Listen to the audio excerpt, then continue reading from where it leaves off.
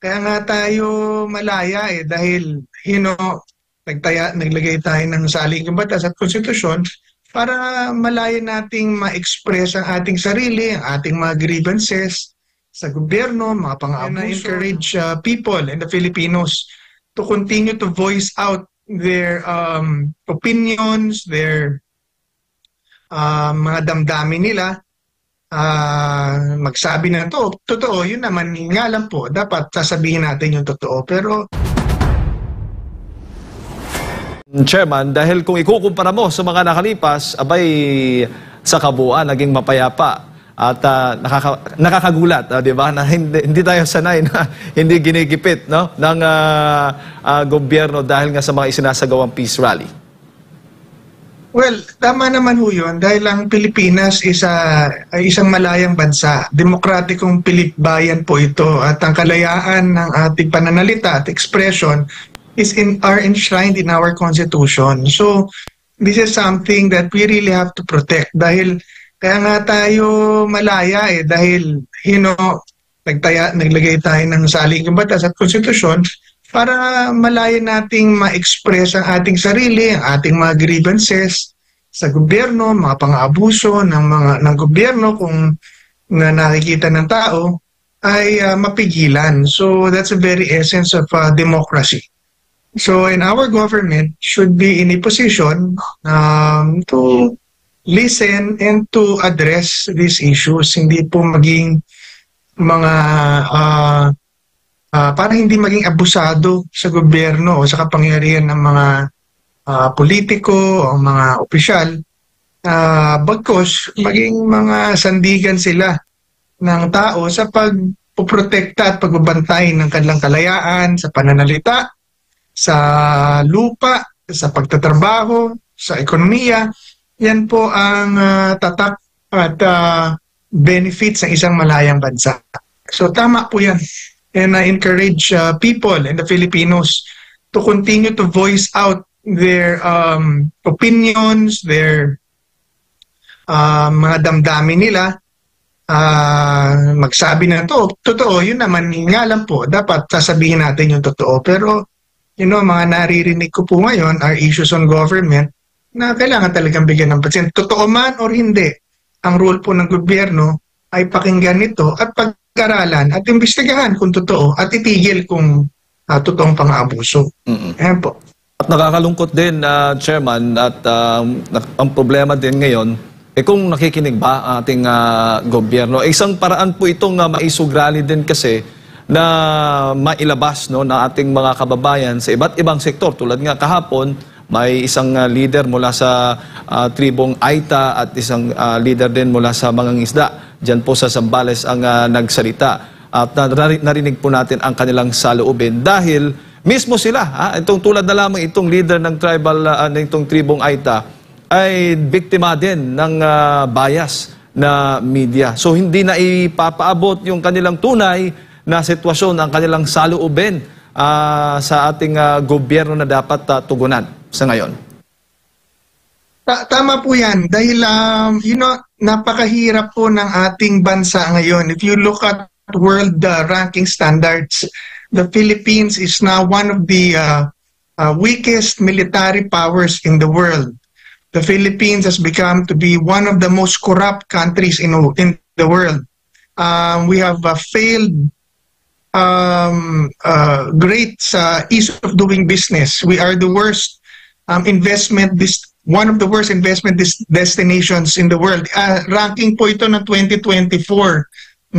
Number 83 po tayo out of a little over 100 countries. So ibig sabihin there are 82 other countries being considered bago tayo ma-considered for investments. And this is all a result. Lahat po ito ay resulta ng isang ng korupsyon. I mean, ayaw ng mga namumuhunan, whether local or foreign investment, ng korupsyon, magulo, red tape. Ayaw po nila yan. At yan pong mga instances na at pangyayari yan, nangyayari pagka ang gobyerno ay abusado. Yun po ang katotohanan doon. pagka masyadong malaki ang kapangyarihan ng gobyerno makialam sa mga kalayaan na dapat nasa tao, katulad ng kalayaan sa pagtatrabaho, sa ekonomiya, pati kalayaan ng pamumuhay at pagsasalita. Ito po ay mga kumbaga markers kung ang isang bayan ay magiging maunlad, maasenso at malaya. Kaya po, yung mga damdamin na yan na narinig natin kahapon at patuloy natin naririnig at nababasa ay corroborated ng mga data na nanggaling mismo sa world ranking standards. You know, these are stats and standards available anywhere and for free, no? So, kaya maganda yung naririnig ng taong bayan, naririnig ng mga namamahala. Dahil, ibig sabihin, yan ang solusyonan ninyo. And on our part, that's why we really have to work on changing laws and policies, even the Constitution, para alisin ang mga kapangyarihan na to na nagbibigay sa gobyerno at sa mga nakaupo rito ng pagkakataon mang-abuso ng kalayaan na bigay ng Diyos sa tao. So, yan po talaga ang resulta ng isang sobrang makapangyarihan at abusadong gobyerno, korupsyon. Dahil ang sabi nga na, the age-old saying that we always say, sabi ni Lord Acton, absolute power corrupts and power corrupts and absolute power corrupts absolutely. And that's what we are seeing ngayon, di ba? Parang with the videos coming out and the reports coming out, it's very alarming na gaya nung nangyari kay, kay Pastor Kimiloy. Isang tao, uhulihin mo, sa servan mo ng arrest warrant, ang dami-dami mong pulis at sundalong padadala. Simbahan, sisirain mo. Mga bagay ito na pinoprotektahan ng ating saligang batas. Meron tayong korte na dapat pinoproseso doon ang mga kaso sa laban sa tao. Hindi naman dahil kinasuhan ka, guilty ka na eh. So, kaya tayo nagtatag ng gobyerno para protektahan ang ating kalayaan, mabuhay, magsalita, magtrabaho, umasenso, maging malaya, maging mapayapa. Hindi yung because of political comments, political pressures, suddenly one person, religious or not, popular, can be an example of how abusive a government can be. So, yan po sinasabi ko, if they can do that to a person like him, di ba? Si Pastor Kibuloy, paano yung mga ordinaryong tao? Anong laban natin? So, yan po sinasabi natin. Kaya, dapat naririnig. Yun po ang puntos ko. At kung may mga nagsasalitang ganyan, huwag magalit ang mga kinauukulan at ang gobyerno dahil karapatan natin to at kalayaan natin to at ang trabaho nila, i-address ang atin pong mga grievances, whether tama or mali, pakinggan nila, i-address nila, and kung mali, kung sinungaling, di kasuhan. But allow the law and allow justice and protect it and fight for it because that's protection of everyone. Kasi ano mangyayari? Pagka wala na sila sa kapangyarihan, sila naman ang aargabyaduhin. So saan ba pupunta po ang ating bayan? So ang puntos po dito, dapat tayo magsalita, dapat tayo magsabi ng katotohanan. Yun ang malaking puntos po dyan at yung ating pong kalayaan magsalita, talaga pong dapat pinaglalaban yan. Pero i-extend pa po natin yung ating, kung salita pa lang at pag-iisip, kaya na nilang ipitin or at least subukang ipitin. Diba, paano yung kalayaan mabuhay? Paano yung kalayaan magtrabaho? Paano yung kalayaan mag-asenso? Diba? Ibig sabihin, kung may problema tayo sa pagsasalita, may mas malaking problema tayo sa ating kalayaan, mabuhay, magtrabaho, umasenso, which is really the main goal or the end result of all of us na gusto nating umasenso. So, ang puntos ko po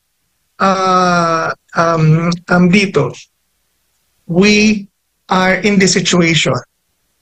And people are not lying. Kung ano man ang nasasabi ng tao out of emotions, may pinanggagalingan ng mga hinanakit yan, marahil kahirapan, marahil na abuso yan. Kaya yung nagsasalita, tumatawag na po yan ng tulong. So,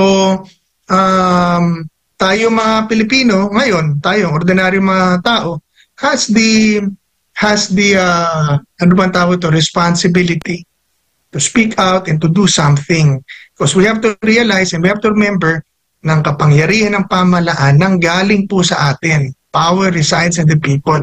Hindi po madali yan. Pero mas mahirap po na papabayaan natin na ang ating mga kalayaan at ang ating kalayaan ay tinatapakan at pinipigilan. Dahil yun po ay ano ba tawag doon? It's better to die free. Yun nga, than to live like a slave. We are not slaves here. We are free men. Tayo ay pantay-pantay tayo. So, ayan po. Yan ang aking puntos. Bago lang ako dumako doon sa nabanggit mo kanina tungkol nga dito sa KOJC, madagdag ko lang din dito sa Angeles City, Pampanga na maisog rally. Yung mga nagsalita na mga individual mula sa iba't ibang sektor, hindi po yun binayan. Hindi po sila pumunta doon para kumuha ng ayuda. Tulad po na nakikita natin sa ibang mga ginagawa ng gobyerno, pumunta po itong mga itong tulad na lamang ng Tribong Aita at iba pang sektor dito sa Maisog Rally na wala pong ini-expect na bayad kundi ang kanilang saloobin ay maipalabas. Pero, Chairman, ano ba ang tawag mo kung sa isang gobyerno kung hindi niya pinapakinggan o binabaliwala niya yung saloobin o panawagan ng nakakaraming Pilipino? Well, wala akong kwentang gobyerno ang ganyang klaseng gobyerno. Yan ay gobyerno mapang-abuso. Yan ay gobyerno magdudulot ng kahirapan sa tao. Hindi ganyan ang gobyerno. Kaya tayo nagtayo ng gobyerno para protektahan ang ating kalayaan na mabuhay, umasenso, magtrabaho at magsalita. At protektahan ang ating individual rights and our country as one nation.